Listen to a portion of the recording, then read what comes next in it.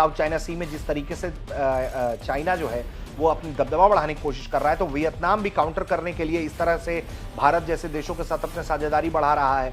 भारत जो है वैसे भी चाइना के कुछ दुश्मनों को हथियार दे रहा है, जैसे भारत ने ब्रह्मोस दिया है और भी कई ऐसे हथियार भारत देने की तैयारी में है। तो ऐसे में वियतनाम भी जो है वो ब्रह्मोस का एक फेवरेबल कैंडिडेट है जो ब्रह्मोस खरीद सकता है। यकीनन चाइना की टेंशन बढ़ेगी, क्योंकि चाइना पहले भी इस पर आपत्ति जताता रहा है कि भारत इस तरीके से लोगों को डिफेंस कॉर्पोरेशन के जरिए जो है वो परेशानी ना खड़ी करे। कि क्या चाइना ने पाकिस्तान को J-35A फाइटर जेट दे दिया है? कि अगर देश में प्रगति करनी है, मेक इन इंडिया करना है, तो आपको अपने वेपन सिस्टम, क्योंकि अनफॉर्चुनेटली पाकिस्तान हमें कभी भी लड़ाई से अलग नहीं हटने देगा। पाकिस्तान हमें हमेशा एंगेज करके रखेगा और पाकिस्तान को हमेशा चाइना एंगेज करवा के रखेगा, सो दैट वो इंडिया को काउंटर कर पाए। ये बड़ी मैं आपको फ्रैंक एनालिसिस दे रहा हूं, कहीं किसी की बुराई नहीं कर रहा हूं, ये बिल्कुल सही है। चाइना पाकिस्तान को हमेशा इंडिया के साथ एंगेज देखना चाहेगा चाइना के लिए। तो ऐसे में भारत सिर्फ ताइवान तक अप्रोच नहीं रख रहा है, वो वियतनाम, फिलीपींस जैसे देशों को भी अप्रोच कर रहा है। और हाल की कुछ गतिविधियां बताते हैं कि हाल के दिनों में कैसे हुआ है। तो ये तो वियतनाम की घटना, मौजूदा घटना है। इसके अलावा जो है वो जापान के साथ, जापान ने अपना जो वेपन एक्सपोर्ट है उसको खोल दिया है। उसने कहा है कि भैया हम तो भाई हथियार बेचेंगे, दुनिया के जो देश लेना चाहते हैं वो ले लें। ये एक light weight multi role supersonic fighter है, वो इन्होंने बनाया था। I am talking of this is a long ago, पुरानी स्टोरी है ये, लेकिन that's a jet which is in service and that's a jet which Pakistan is also exporting. Pakistan export भी करता है और ये पाकिस्तान ने बनाया भी है। अच्छा, अजरबैजान को दिया है, बहुत सारे मुल्कों। नाउ द क्वेश्चन इज, सिर्फ ये नहीं है, फिर J-10C पाकिस्तान ने। जय हिंद दोस्तों, ताइवान और भारत के रिश्ते दिन प्रतिदिन अच्छे होते जा रहे हैं, जैसे जैसे पाकिस्तान को एक्सेस देता जा रहा है चाइना अपने वेपन्स का। आपको ये बात तो पता ही होगा कि चाइना लगातार पाकिस्तान को आर्म्स दे रहा है। अब ऐसे में एक और खबर आई है कि ये अपने जो नया फाइटर जेट्स इन्होंने बनाए थे, खैर वो अब पुराना हो गया, पर वो पाकिस्तान को दे रहे हैं टेस्टिंग के। अब ऐसे में जाहिर सी बात है, अगर चाइना पाकिस्तान को दे रहा है तो भारत को भी देना पड़ेगा वेपन्स, ताइवान को, फिलीपींस को, जापान के साथ रिश्ते अच्छे करने पड़ेंगे, ताकि भारत भी ये दिखा सके कि अगर आप पाकिस्तान को आर्म्स कर रहे हैं तो हम भी जो है कर रहे हैं वियतनाम। अब आप देखिए, भारत ने ये जब खबर सुनी कि पाकिस्तान को जेट्स देगा चाइना, तो भारत ने ताइवान में अपना तालमेल बढ़ाने के लिए एक सर्वदलीय प्रतिनिधि मंडल भेज दिया, ऑल पार्टी डेलीगेशन, जिसमें कांग्रेस, बीजेपी ये सब होते हैं, और रणनीतिक, सांस्कृतिक और राजनीतिक रिश्ते और डिफेंस के रिश्ते अच्छे करने के लिए अब भारत और वियतनाम के बीच सुरक्षा साझेदारी बढ़ी है। मैरीटाइम सिक्योरिटी, डिफेंस कॉपरेशन और इन सब पे बात हुई है। भारत ने कमिट किया है, हालांकि मांग तो बहुत देश रहे हैं, लेकिन भारत ने कमिट किया है कि वो वियतनाम को ब्रह्मोस मिसाइल देगा। अब आपको पता है, ब्रह्मोस मिसाइल किसी को देना, वियतनाम तो बहुत दिनों से मांग रहा, पर देना आसान होता नहीं है, क्योंकि ये रूस और भारत का कोलैबोरेशन वाली मिसाइल है, मिलके बनाया। सो रूस की भी उस पर राय लेना और रूस से भी सहमति लेना बहुत जरूरी हो जाता है किसी देश को सेल करने से पहले।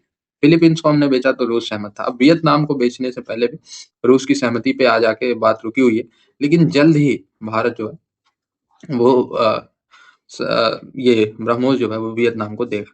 इसके बाद भारत दक्षिण कोरिया के साथ भी अपने रिश्ते अच्छे कर रहा है।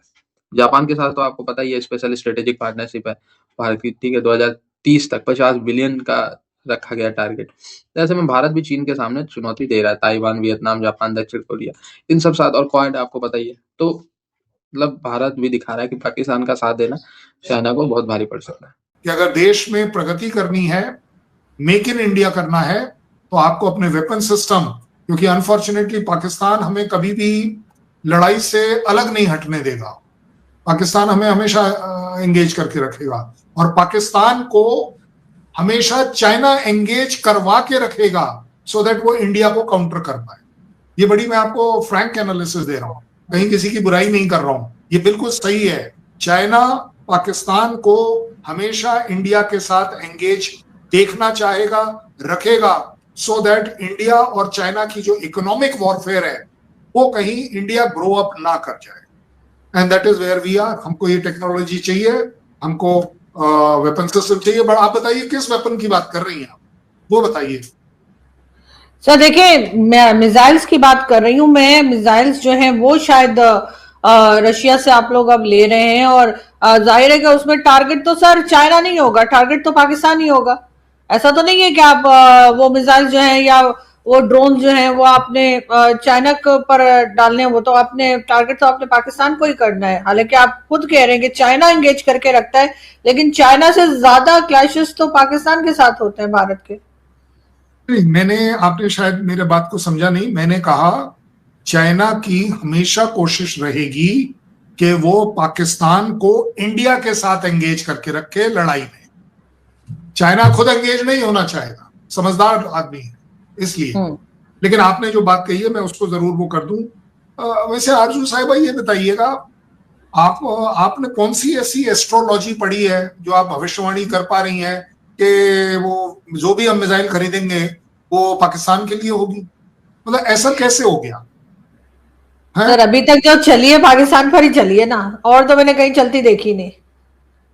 अच्छा, अग्नि आपके ऊपर कब चली बताओ? सर फिर भी आपने जितने ड्रोन जो चलाए सर, हम ही बेचारे, मतलब गलती से भी अगर चल जाता है तो सर हमारी तरफ आ जाता है वो भी। मैं आज आपके लिए एक अच्छा एनालिसिस करके दे रहा हूं, क्योंकि आपका शो सिर्फ इंडिया में नहीं फेमस है, पाकिस्तान में भी फेमस है। पीपल मस्ट नो कि क्या अफवाहें हैं और क्या रियलिटी है। अग्नि 5 वो वाली मिसाइल है जो 5000 किलोमीटर पर जाकर वार कर सकती है। हमने तो आप पर नहीं चलाई, हमने तो पृथ्वी भी आपके ऊपर नहीं चलाई। आप बताइए, हमने एक भी आपके ऊपर नहीं चलाई है, ठीक है ना? आती है बात फिर भी सर वो तो हमने भी गौरी और क्या क्या बना के रखे सर, हमने भी नहीं चलाई, लेकिन बना के तो रखे ना सर। लेकिन शाहीन 3 तो आपने चला ली ना। और सर आपका जो बाय मिस्टेक चला था, जो आप कह रहे थे कि बाय मिस्टेक चल गया था सर, वो भी इधर आ गया था। Yes, you are right. वो जो बाय मिस्टेक वाला है, मैं आज भी आई एम प्राउड टू से कि हमने प्रूव किया कि वो बाय मिस्टेक ही चला था। That was a BrahMos. जो सिचुएशन है वो इस तरह की है कि पाकिस्तान ये महसूस कर रहा है कि अगली जंग इंडिया के साथ हो सकती है। सो वन मस्ट नॉट, ठीक है ना जी, one must not ignore this कि नरेंद्र मोदी जो है वो दोबारा हमला नहीं करेंगे, ही विल डू दिस, ठीक है जी। ये इस हवाले से बात जो है वो हुई है और बात इस पे लोग कर रहे हैं, ठीक है। कल भी एक फॉरेन अफेयर्स में आर्टिकल आया था, एलिजाबेथ स्ट्रैकलैंड है, she works for the Stimson centre में अमेरिका के अंदर, और वो शी हैज़ दिस माइंडसेट कि इस तरह की पॉसिबिलिटी होंगी, और वो ये भी कह रही हैं कि ग्रेट पावर्स इसमें आएंगी, लेकिन वो किस तरह आएंगी। चाइना जो है वो पाकिस्तान को रियल टाइम इंटेलिजेंस सपोर्ट देगा, और वो मिलिट्री बैलेंस जो है वो इंडिया की वो उसको नुकसान होगा इंडिया को इस सिलसिले में। जब चाइनीज़ जो हैं, पाकिस्तान फॉर एग्जांपल जो है, जो राहुल सिंह है, जनरल राहुल सिंह, उन्होंने कहा था कि पाकिस्तान जो है उसके DGMO ने हमें ये कहा कि आप फलां ये वेक्टर इस्तेमाल करने लगे हो, ये मत करें। तो इट मीन्स कि this is an Indian assessment, not Pakistani assessment, कि पाकिस्तान जो है उसको टोटल असेसमेंट थी कि हम क्या करने चाह रहे हैं। पाकिस्तान को पूरा पता था कि इंडियंस क्या करने जा रहे हैं।